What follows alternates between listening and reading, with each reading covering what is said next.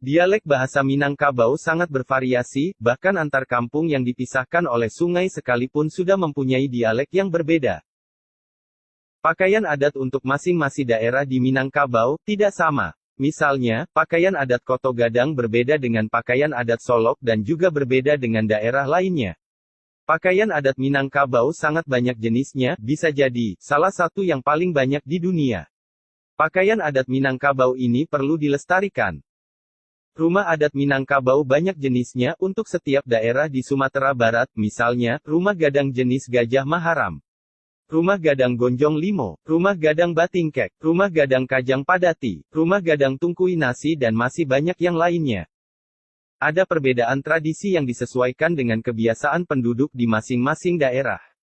Misalnya adat pernikahan menggunakan uang japuik yang hanya ada di Padang Pariaman. Uang japuik tidak berarti membeli calon mempelai laki-laki. Secara teori tradisi bajapuik tersebut mengandung makna saling menghargai antara pihak perempuan dengan pihak laki-laki. Ketika laki-laki dihargai dalam bentuk uang japuik, maka sebaliknya pihak perempuan dihargai dengan uang atau emas yang dilebihkan nilainya dari uang japuik atau dinamakan dengan agiah jalang.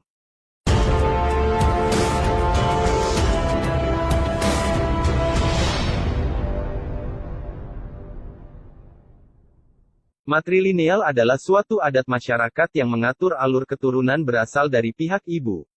Kata ini seringkali disamakan dengan matriarkat atau matriarki, meskipun pada dasarnya artinya berbeda. Matrilineal berasal dari dua kata, yaitu mater, bahasa Latin, yang berarti ibu, dan linea, bahasa Latin, yang berarti garis. Jadi, matrilineal berarti mengikuti garis keturunan yang ditarik dari pihak ibu. Sementara itu matriarkat berasal dari dua kata yang lain, yaitu mater yang berarti ibu dan arkein, bahasa Yunani, yang berarti memerintah.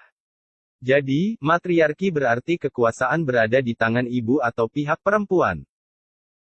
Masyarakat Minangkabau merupakan masyarakat matrilineal terbesar dunia. Diperkirakan sistem matrilineal sudah dipakai di Minangkabau sejak awal kedatangan leluhur mereka ke tempat yang sekarang disebut Ranah Minang, karena tidak mudah mengubah sistem lain ke matrilineal. Secara geografis, Minangkabau meliputi daratan Sumatera Barat, separuh daratan Riau, bagian utara Bengkulu, bagian barat Jambi, pantai barat Sumatera Utara, barat daya Aceh, dan Negeri Sembilan di Malaysia.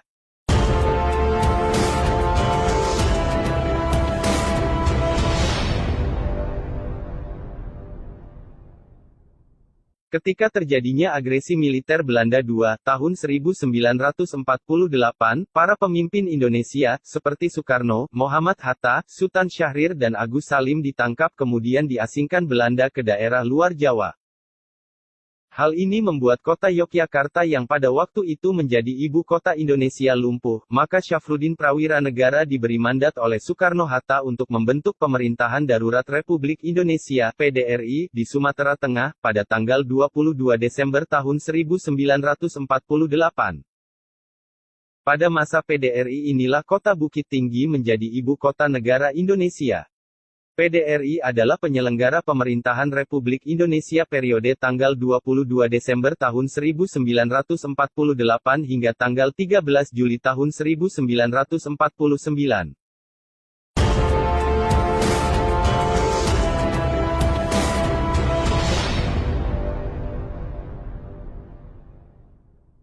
Jam Gadang terletak di pusat kota Bukit Tinggi, yang dibangun tahun 1926 atas inisiatif Hendrik Roelof Rockmaker sebagai sekretaris kota atau Controller Fort de Kok, sekarang kota Bukit Tinggi, yang didirikan atas komando Ratu Wilhelmina dari Belanda. Jam Gadang merupakan kembaran Big Ben London. Selain karena kemiripan antara bentuk fisik jam gadang dan Big Ben, mesin penggerak yang digunakan pada jam gadang bernama Briggs Lion adalah mesin penggerak manual yang dibuat oleh Bernard Volkmann, yakni salah satu bangsawan Amerika Serikat. Briggs Lion hanya ada dua di dunia, yakni hanya digunakan di Big Ben London dan jam gadang Bukit Tinggi. Keunikan lainnya, penulisan angka 4 pada jam gadang tidak sesuai dengan aturan angka Romawi semestinya.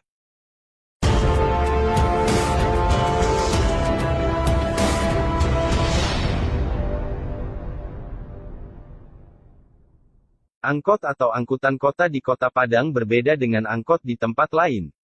Desain eksteriornya dibuat sekeren mungkin dengan bantuan campuran warna airbrush yang menarik seperti pada mobil dalam film, berjudul Fast and Furious. Angkot di Kota Padang dilengkapi berbagai fasilitas seperti sound system yang keren, TV, minibar, jok yang nyaman, bahkan ada yang dilengkapi dengan CCTV untuk memantau keamanan penumpang.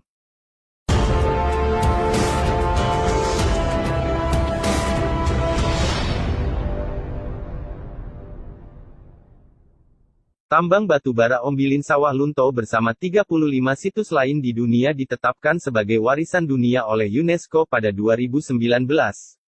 Tambang batubara Ombilin Sawah Lunto punya beberapa keunikan antara lain, tambang batubara tertua di Asia Tenggara. Satu-satunya tambang batubara bawah tanah di Indonesia. Kota industri pada masanya, pernah pekerjakan orang rantai. Tambang batubara Ombilin Sawah Lunto mirip dengan pertambangan di Belgia yaitu Major Mining Sites of Wallonia, Belgia.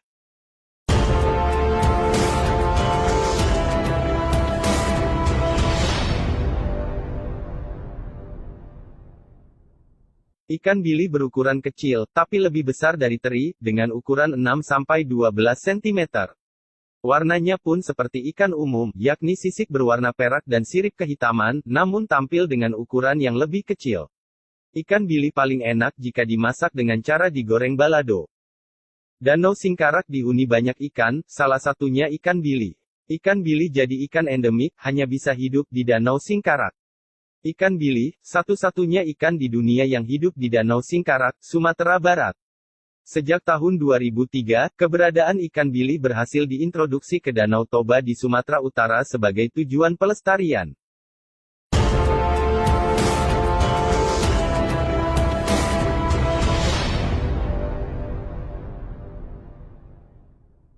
Di pesisir selatan, Sumatera Barat ada keajaiban Indonesia berupa jembatan akar alami dengan panjang sekitar 25 meter, yang berumur lebih dari 100 tahun, yang terdapat di Nagari Puluik-Puluik, Kecamatan Bayang Utara.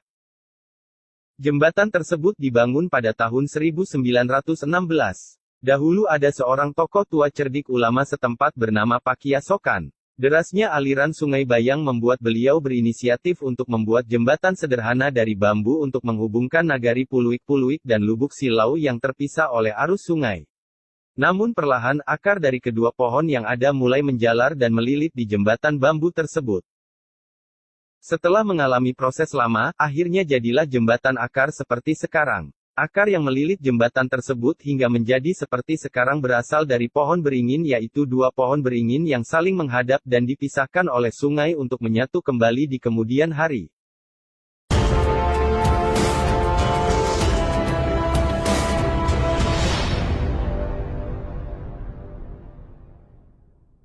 Budget Travel, salah satu majalah pariwisata New York, Amerika Serikat mengumumkan desa terindah di dunia dalam kategori World's 16 Most Picturesque Villages pada tahun 2012 lalu. Salah satunya adalah Nagari Pariangan di Sumatera Barat, yang disejajarkan dengan desa Niagara-on-the-Lake di Kanada. Kreski Krumlov di Republik Ceko, Wengen di Swiss, Shirakawa-go di Jepang, dan Eze di Prancis. Nagari Pariangan terletak di lereng Gunung Marapi, tepatnya di Kecamatan Pariangan, Kabupaten Tanah Datar. Kata desa pada pembahasan di atas adalah terjemahan dari kata village. Desa tidak sama dengan nagari, menurut etimologi, kata nagari berasal dari bahasa Sanskerta Nagarom yang berarti tanah air atau tanah kelahiran. Nagari merupakan kesatuan masyarakat hukum yang mempunyai batas-batas wilayah, yang berwenang untuk mengatur dan mengurus kepentingan masyarakat setempat berdasarkan adat istiadat yang dipercayai dan dihormati di Sumatera Barat.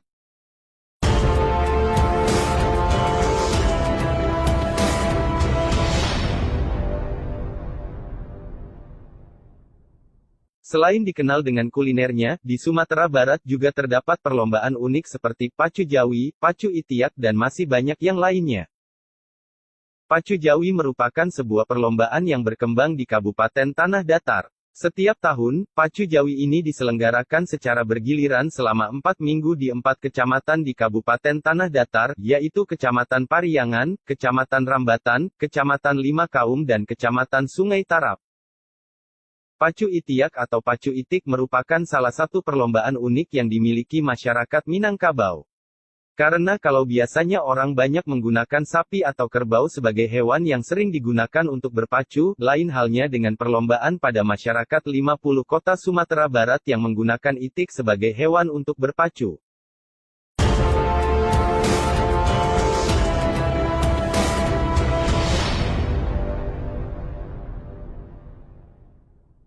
Sumatera Barat sangat identik dengan menu masakan Padang, rendang. Rasanya yang kaya rempah, teksturnya yang empuk dan rasanya yang gurih ini, berhasil memikat pecinta kuliner dunia. Rendang menjadi salah satu sajian paling lezat di dunia. Bahkan beberapa saat lalu, chef Eropa, Gordon Ramsay sempat datang langsung untuk mengetahui resep dan cara memasak rendang. Pada tahun 2011, rendang menduduki peringkat pertama sebagai makanan terenak di dunia dalam World's 50 Most Delicious Food versi CNN International. Selama 8 kali berturut-turut, rendang terus bertahan di peringkat pertama hingga tahun 2019.